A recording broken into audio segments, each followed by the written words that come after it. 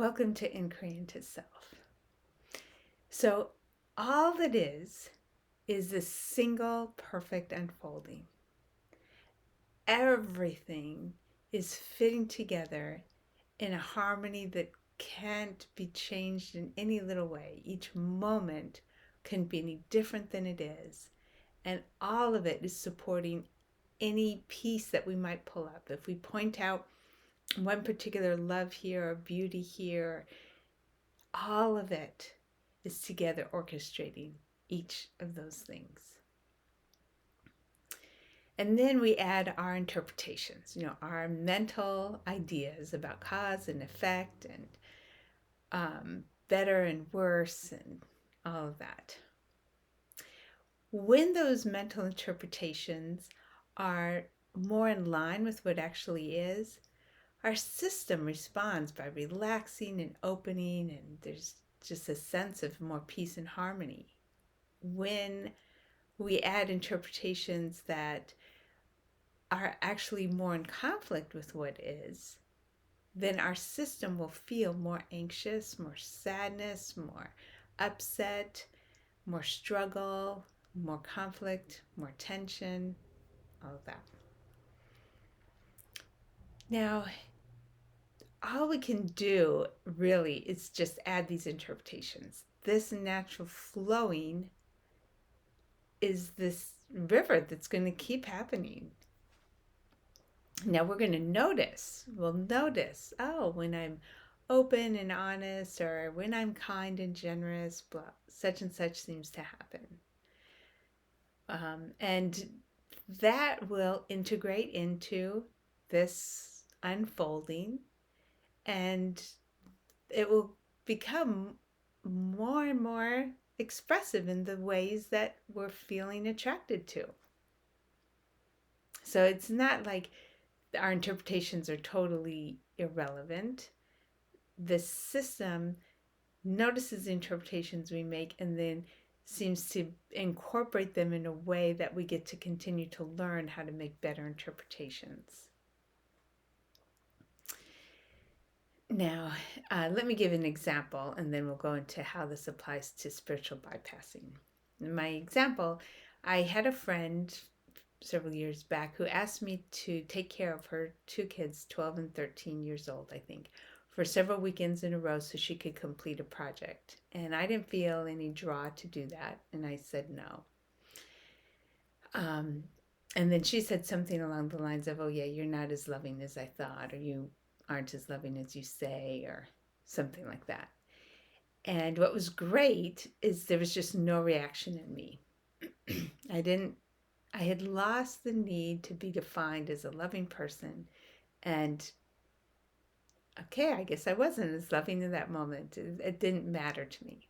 It was great. She made her interpretation and nothing happened on my side.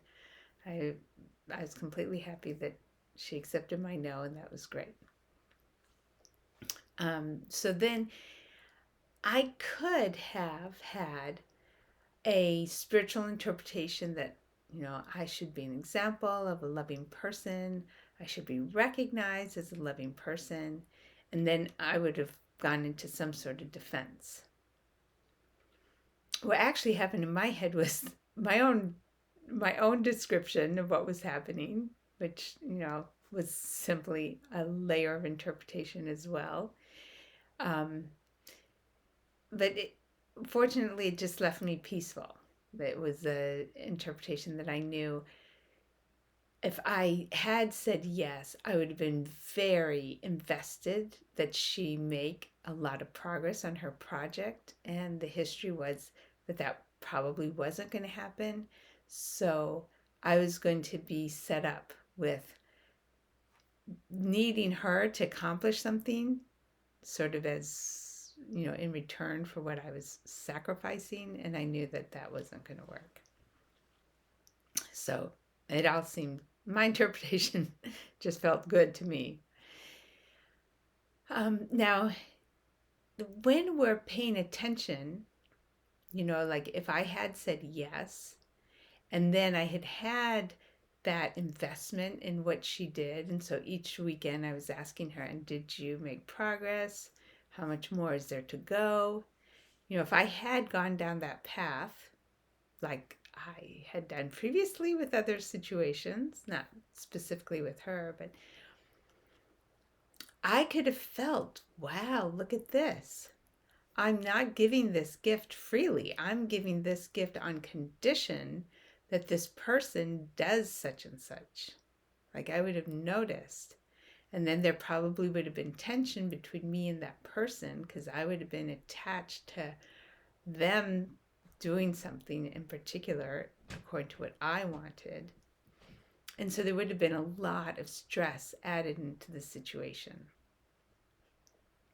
Basically, my whole investment in, if I had said yes, would have made this great complexity of reciprocation, expectation, and as a result, a lot of tension between us and tension in my own body as I, scrambled. I would have been thinking, oh, look at how much I'm putting myself out. It would have been a lot of tension in the system. Had I done that, the tension in the system would have shown me that my thoughts were not helpful. They were not aligned with what is. If I had done it, it would have simply been because this harmony called me to do it. It wouldn't have really been because I wanted something from her. That would have been my interpretation. So I would have had to step back and say, okay, clearly I'm not doing it for these outcomes because these outcomes are not happening. So I must have been called to do it for some other reason. Maybe I need to be in these children's lives more. Who knows what? So I would have had to relook at my interpretations to bring them back to a more peaceful place. Spiritual bypassing is when we don't even notice. If I had said yes, and then I had all these expectations of her that created tension between us, and then I stayed in my head as justified, as the one in the right. Anytime I'm the one in the right who gets to observe where someone else is failing, that is adding conflict to the world. But if I believe myself and think I am in the right while I'm adding conflict to the world, that's spiritual bypassing, because that's identifying more with my mental ideas about what I'm doing instead of actually paying attention to what am I contributing to in the world. Now, this is a perfect web. So if I'm contributing conflict in the world at this moment, that's what I'm supposed to be doing. But it's worth it to notice that and not deceive myself. Just notice, oh, wow, right now my role is to add conflict to the world. And the more I notice that, the more something in me will notice how that feels, will notice what happens around me, and there'll be natural adjustments that eventually start to occur because there's an interest in peace and joy and love and openness. So the tension will just naturally help steer me back into a place of alignment. But if I'm ignoring the tension and blaming it on someone else, I'm not going to get to do that whole growth process. The natural evolution gets short-circuited. And of course, sometimes that's the stage we're at. But it's nice, it's helpful to notice it. So spiritual bypassing is when we're adding conflict and yet thinking that we're somehow right, that we're somehow the spiritually correct one, and that as such we're justified in adding the conflict. anytime I look out in the world and think, oh, that should not be happening, that person should not be doing that, I'm adding conflict. Now, okay, it's great to just notice, oh, there I go again, I'm adding conflict. But if I actually believe that I'm a good spiritual person because I have the perception about what would be better for that person to be doing, well, that would be adding another layer of conflict. That's spiritual bypassing. That's where we get to maintain some kind of self-righteousness, the spiritual identity, while in the process being an agent of division. And um, that just happens. It just happens. But when we notice it, then that helps with the evolution that goes beyond that to whatever comes next. So, paying attention, am I participating in division right now? Or am I noticing this intricate, beautiful harmony that is? Of course, we can still be creative and constructive and contributing and moving things to the next place and the next place, but where they are right now is the perfect place to begin. We're not fixing. All we're doing is beginning with the perfect place to begin and creatively contributing to whatever's going to be next. So, this idea that, as a spiritual person, I can fix this brokenness here. Well, that's starting at a place that creates resistance right from the get-go. When we say, oh, that's horrible, that shouldn't happen. And you can look anywhere and say that. You can look at, I don't know, how somebody's parenting, or how some politician is doing, or what some corporation is doing, or whatever. If we're coming out with, and okay, yeah, there may be something in us that, has an initial reaction like that, and then we just relax. Okay, am I being called to be constructive here? Let's do that. And if I'm not, well, let's not add the conflict, right? But if we hold on to it and just continue to pursue that conflict, that's okay. That's what we do. That's what humans do. But if we aren't open to noticing that we're an agent of conflict, and yet we maintain this idea that we're agents of unity, or, that we're helping the infinite become more recognized in the world, well, that's a self-deception at that point. So the invitation is that we actually just allow everything to be as it is and notice, what is it that I'm contributing at the moment?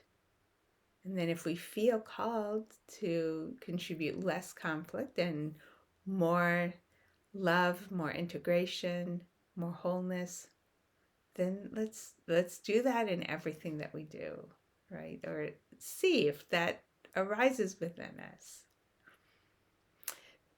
So the invitation is simply to just be honest in our knowing, and just allow ourselves the freedom to let the natural creative contribution come forth without first having to make something wrong and create the resistance and the conflict.